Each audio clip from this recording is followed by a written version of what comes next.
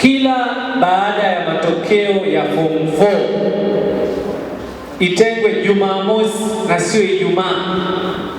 Baada ya matokeo tu wiki moja, baada ya siku 3 baada, kwa sababu tayari mtenge na mtengeneze kamati kabisa ya kuarrange sherehe za kila mwaka. Walimu wakuu washirikishwe, wenyekiti na watendaji wa vijiji washirikishwe siku hiyo.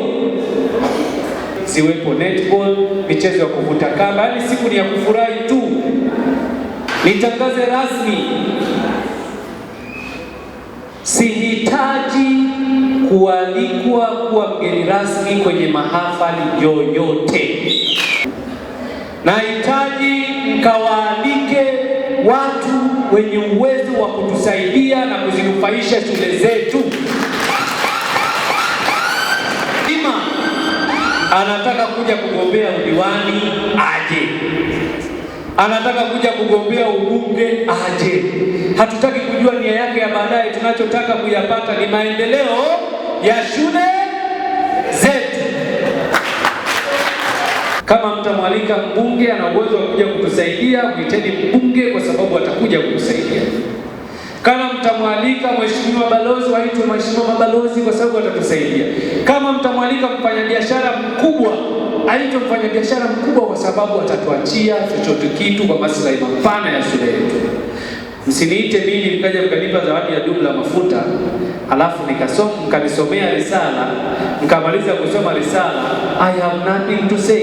Tasema nimepokea, talifanyia kazi, alafu hewa.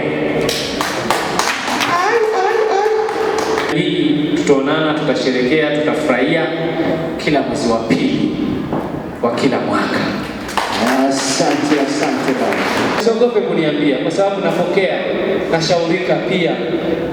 Baada ya hapo nachuja mwenyewe, nilipokosea najirekebisha, ninapotakiwa kuboresha naboresha zaidi. Kwa hiyo niwaombe msiwe waoga kunifika.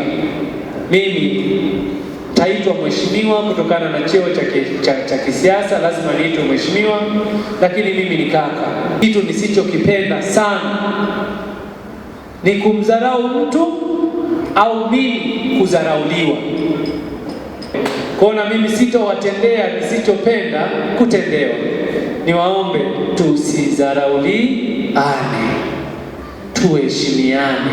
Toa hizi kauli ili mradi tukaishi kwa mapendo makubwa. Kwa kuongea haya, asanteni sana. Mungu awabariki, tusherehekee pamoja.